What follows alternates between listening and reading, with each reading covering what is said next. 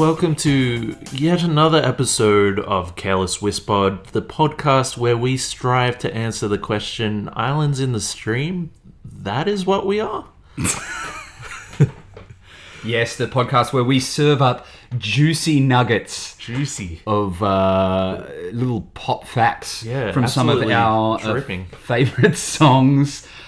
Basically, we came to the realisation that all we really do is just save you the time of looking up Wikipedia, Genius and song facts. Basically, that's it. And, I mean, look, people are busy now. Yeah, people are busy. Right. They don't have time. But we are sad, lonely men. But look, that gives... Are we not men?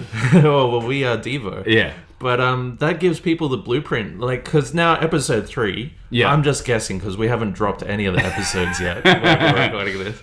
But, we've probably gone Hollywood a little bit. Probably taken offers and By stuff. now, the movie offers are rolling in. Exactly. But people are going to want to take the... we're going to pass on the torch because we're going to be so busy with all the movie offers and all that movie offers. So now we know all we have to do is give them the links to Wikipedia, Genius, and Song Facts, and it'll be like we never left. I believe the children are our future. We're empowering the people. We're going to teach them well, and we're going to let them lead the way. Yeah. That is not the song we are talking about today. What is the song we're giving to them today, Gary? We're gonna bring the listeners a higher love today. Higher spiritual love episode. Yes, we're gonna get all pious on your asses.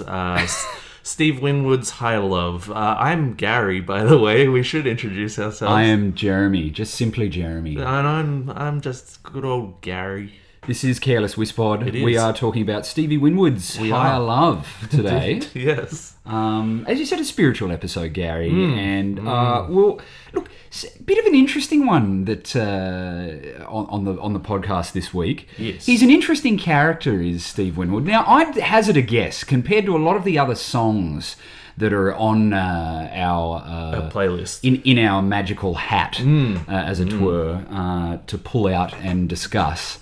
I think this one's a little bit more, well, I want to say obscure, but it's not. It was a huge success. Massive. But I think if you were to walk down the street and ask people who Steve Winwood was, I don't think they would really know. They won't be able to tell you.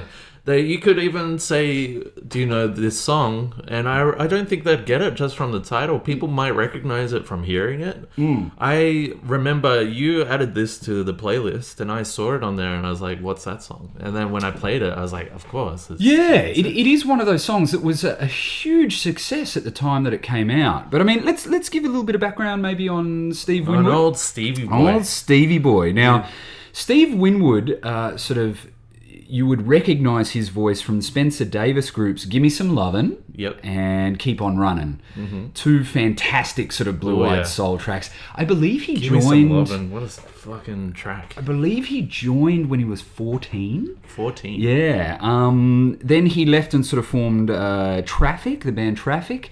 He also did... and this is sort of how I'm most familiar with Steve Winwood, is through an album... called Blind Faith. The group was called Blind Faith. They did one record, and it was Steve Winwood, Ginger Baker, Eric Clapton, and another bass player that no one really cares about. But if you can go and just as a document of a classic 70s recording, this was after the fall of Cream, I think. Sure. It was basically Cream and Steve Winwood. It was basically Cream and Steve Winwood, which is a fantastic record.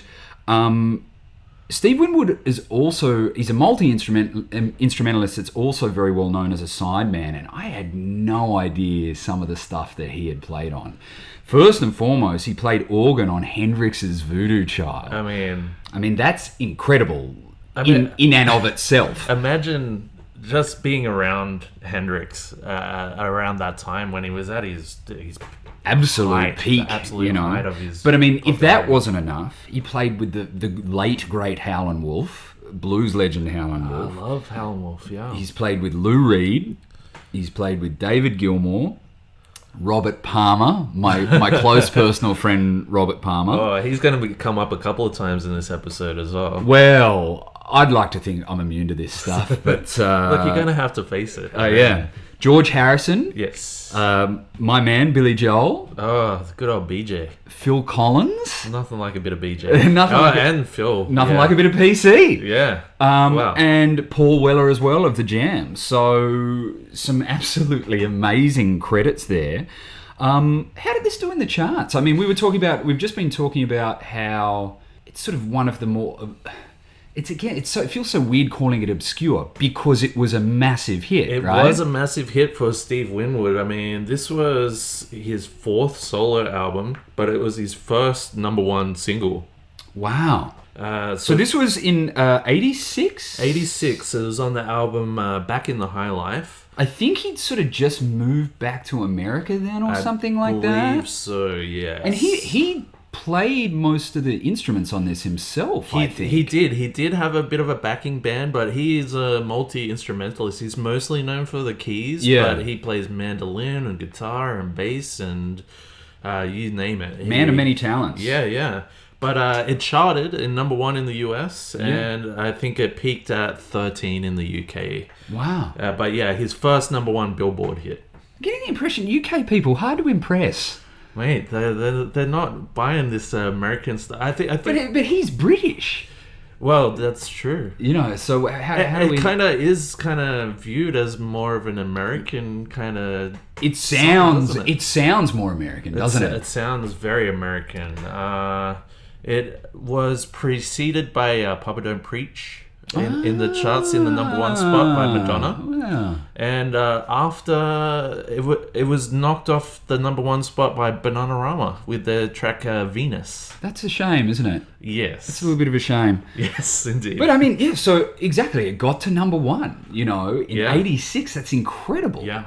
But we were talking before, so Stevie wrote and recorded a lot of this himself, but what I didn't know is that he didn't write the lyrics to this, I don't think. Well, it was a collaboration. It was a collaboration with a writer called Will Jennings. Now, this guy has had a bit of a career himself. He's mainly a writer. Mm-hmm. He wrote the lyrics for "My Heart Will Go On" by Celine Dion for the movie Titanic.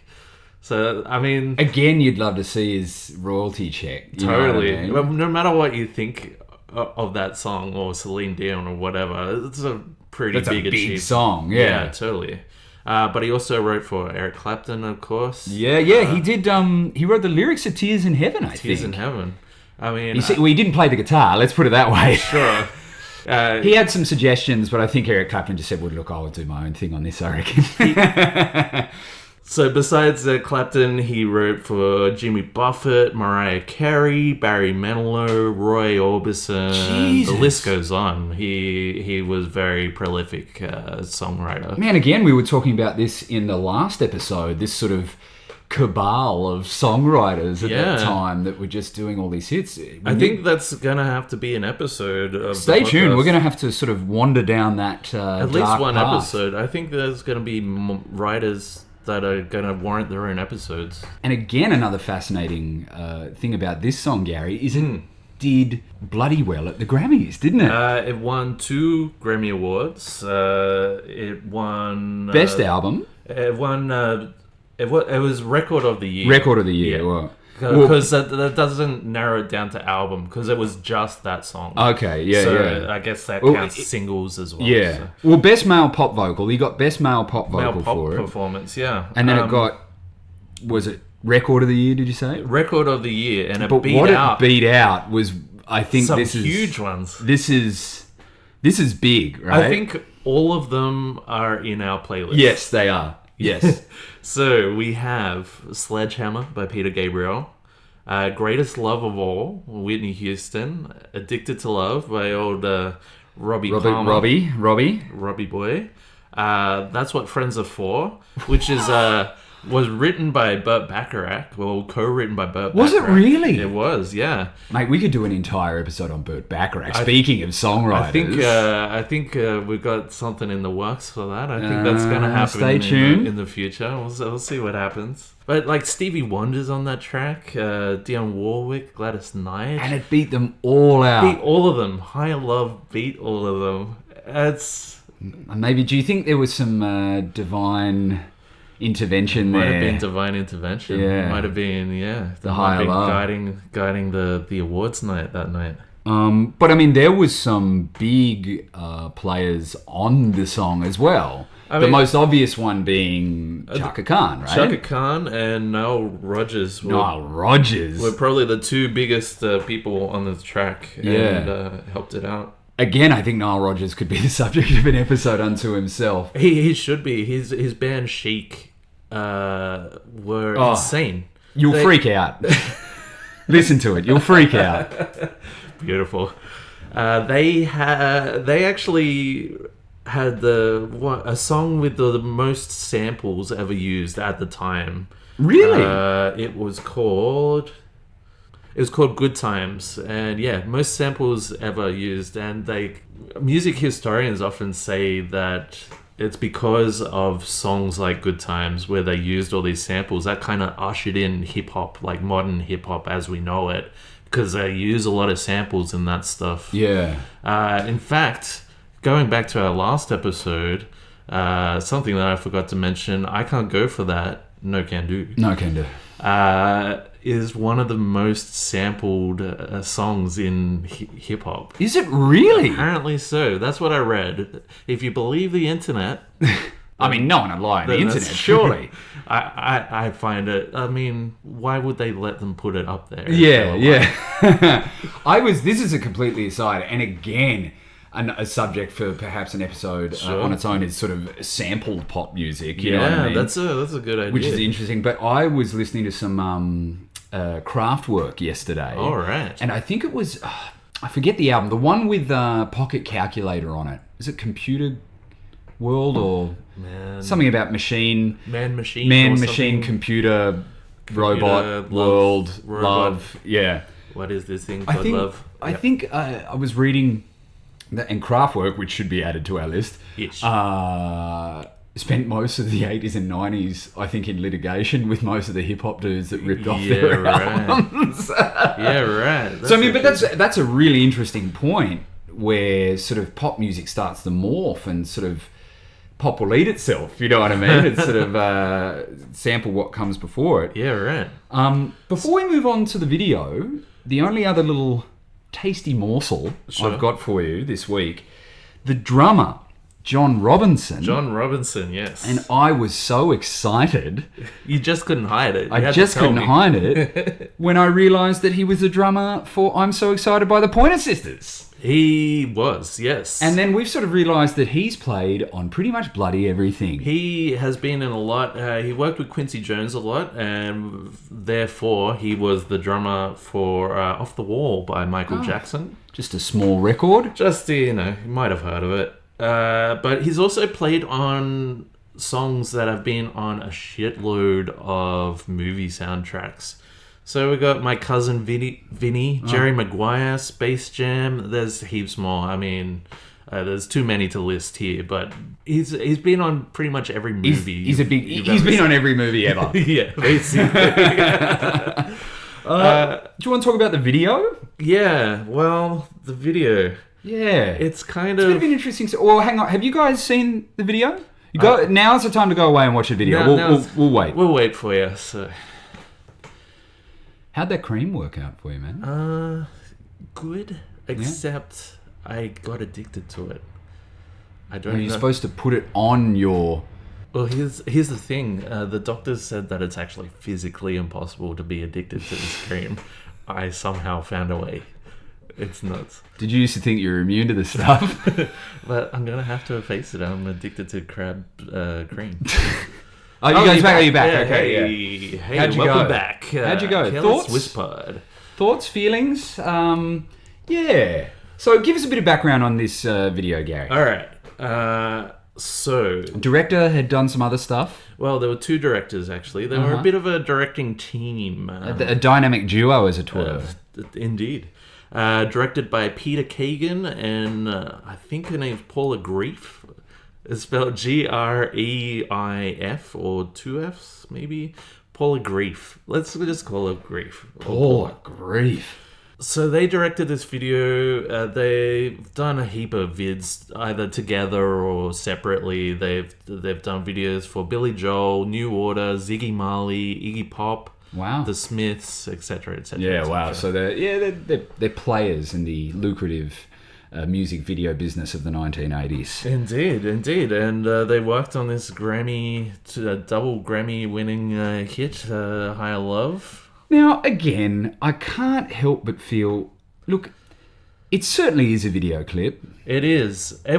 I watched it for the first time because we were doing this episode. Yeah. And I just had a headache watching it for 2 seconds. There's Yeah. so many images kind of vying for space. It's certainly something that, without the music, you could stick it on a TV in the Museum of Modern Art and just put it on loop. You know what I mean? Sure. Like, it's that kind of video clip. It's a... Yeah, you got like just the cut to clips of dances, and then it's like a mysterious figure in shadow, and then it's the band, but then it quickly cuts back to other dancers, and just all these images kind of... In the grand scheme of pop video clips, I'm going to be honest, this sits probably just above Hall & Oates' Private Eyes. Personally, for me, I'm going to put it just under... Just below, right, okay. Look, I see where you're coming from there. It's not... I mean, at least Hall & Oates, the Private Eyes video, had a little bit of a comedy factor. A bit of cheese factor that kind of upped it a little bit for me, because I love that kind of shit. Yeah, definitely. No, I see where you're coming from. I mean, the production quality was probably a little bit larger on the Higher Love, but... Sure. I kind of feel like when I'm watching it, though, it kind of goes back to the conversation we were having in Private Eyes about, like, the drug culture in the 80s there. And I don't think it was necessarily any of the members of the band, but certainly the directorial team. I think it was the director and the editor, perhaps. It's a pretty chaotic. But what's interesting about that video clip is it's very similar to another video clip. Yes. So the two directors, Peter and what's her face? Good grief. Peter and Paula. And Mary. Peter and Paul actually directed another video, I think it was around the same time, or it wasn't long after Higher Love, by Duran called Notorious. We watched it just Which is before we started ironic recording. Because the song isn't. It really isn't. It wasn't one of their biggest hits, but we watched it before we had a recorded. viewing. And it's practically the same video. I would go so far as to hazard a guess at saying some of the same footage was used in both videos. It's definitely some of that stock cutaway stuff. Go and have a watch and tell us what you think. Yeah, we'll wait. We'll wait. What's been happening with you anyway, man? I've been put on the spot during a podcast recording. I'm not really sure. I hate when that happens. The only people that ever do that to someone else are fucking dickheads. I tell you. Oh, you're back. Hey, Yeah, you watched it? Welcome back. Careless See? Whispod. Careless Whispod. Hey. So yeah, you see what we mean? Yeah. It's pretty similar. Yeah. Besides that, there's not really much else to say about the video. Not about the video anyway, but we have come to the most important part of the podcast. That is my favorite part of the podcast. Well, it is my favorite too. We both love The Money Shot. Tentatively titled The Money Shot. I think we could come up with a better name. Maybe It's stuck. Yeah, it's going to be The Money Shot, as money shots often do. They are sticky little suckers. They're sticky situations. Thoughts, feelings? Look, my favorite part of this song is right towards the end. It just kind of breaks down. It's hit its peak. Yeah. It kind of breaks down to just kind of percussive stuff. And Chaka Khan comes in and just belts out a brang me a higher low. Yeah. That's my favorite fucking part of the whole song. Definitely. Brang, that kind of... I think that's my favorite part too. Aside from, I love Stevie Winwood's voice. He is such a fantastic tenor. And actually, we were looking at before we recorded.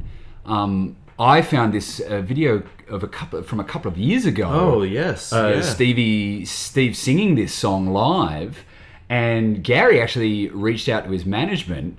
Yeah, so I've been talking to the management of the bands that we've been covering just to see if we can get anything from the bands themselves.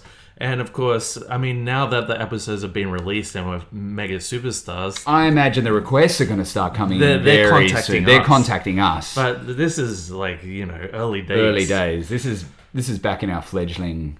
And they said, look, Steve's not doing any interviews, but check out this live track. And it's just coincidence that Jeremy, it was the same one. Yeah, found it and sent it to me. We'll link the video clip we're talking about on the description. Sure.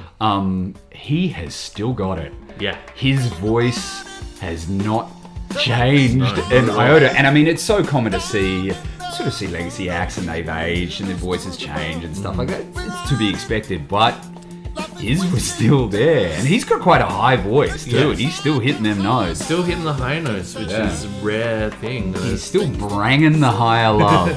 Well, that was the thing that I didn't like about that live track. There's no No Chaka. Chaka. Like, yeah. Yes. Well, while we're talking Right. about Chaka Khan, though, I think it's funny. Everything that I read about this song, they were saying that they brought Chaka in to sing on the track to give it a gospel feel. Yeah, right. I kind of feel like, He already sort of... I mean, it already had that kind of message. Yeah. Is it just because she's black? They're like, oh, now it sounds like a Oh! gospel song. Oh!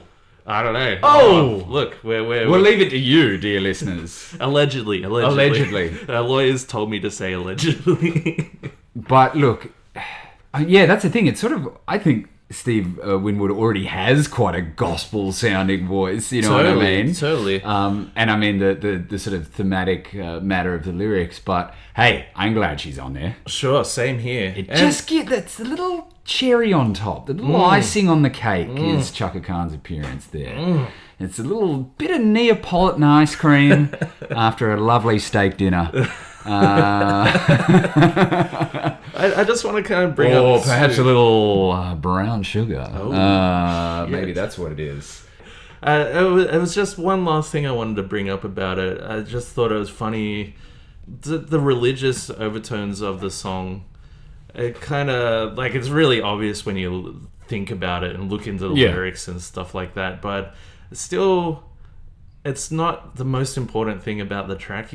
I can still like myself. I'm not a religious person, but I can still listen to religious and gospel stuff and really enjoy it. Yeah, definitely. I really didn't look too hard into the lyrics. You know what I mean? They sort of wash over you. You know what I mean? But yeah, I see. The lyrics sort of. There's songs where the lyrics are ultra important, you know what I mean? There's songs where the lyrics really drive. Yeah, I don't feel like it's a whole package. Yeah. It's a package deal. Yeah, it wasn't like Private Eyes where the lyrics just haunt your nightmares. Yeah. Geez, we've gone the sublime to ridiculous in the last couple of episodes lyrically. Yes. But Gary, it's that time. It's that time. It's what is the convoluted device we have this time to look at what song we're gonna cover next? Oh, actually, I had something for this. Oh, right. Yeah, I actually, hang on, I'll go and get it. I'm going to... Listeners, I left it over here. Jeremy's left the room to bring out some mystery. See, I got this actually. Oh. Actually, a mate of mine. Oh dear. So Sale of the Century. I just happened to borrow their. I thought that looked familiar. Their wheel. I thought it'd be nice to have a bit of a wheel of fortune. Right. And correct me if I'm wrong. Yeah. Just from looking at this, Yeah. I'm picking up something Yeah. here. Mm-hmm. When the wheel lands on the song, Uh-huh. we're gonna Do for the next one. It actually sounds like I'm playing it on my phone because I've shuffled the playlist. Is that correct? Oh, you've got your phone. Yeah. Why don't we just use your phone then? Yeah. Well. Okay, let me get rid of this. Yeah. Let's just use your phone. It is a bit of an eyesore, that thing. Okay. Yeah. All right. Let's just use the phone. Let's just use the phone. All right. Okay, we'll use the phone. All right, listeners. So here we go. We're gonna hit the shuffle. We're gonna just make sure the volume's up. And here we go. with the shuffle. Let's see who can guess what the song is before it plays. And... Oh, shit. You can get your money for nothing by Dire Straits, ladies and gentlemen. Money for nothing, chicks for free. One of the greatest introductions to a rock and roll song of all time. Man. But we got to... I better press stop before I have to pay for it. Yeah. All right. So, next episode, join us while we talk about Dire Straits' Money for Nothing. This has been Careless Whispod. We'll see you next time. I've been Gary. I'm Jeremy. See you later. Bye.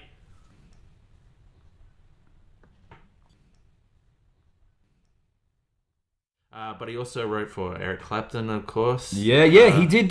He wrote the lyrics of Tears in Heaven, I think. Tears in Heaven. I mean... he didn't play the guitar, let's put it that way. Sure. He had some suggestions, but I think Eric Clapton just said, well, look, I'll do my own thing on this, I reckon. He actually pushed Eric Clapton's kid out the window to inspire it. I left a pause at the beginning of that. Edit point.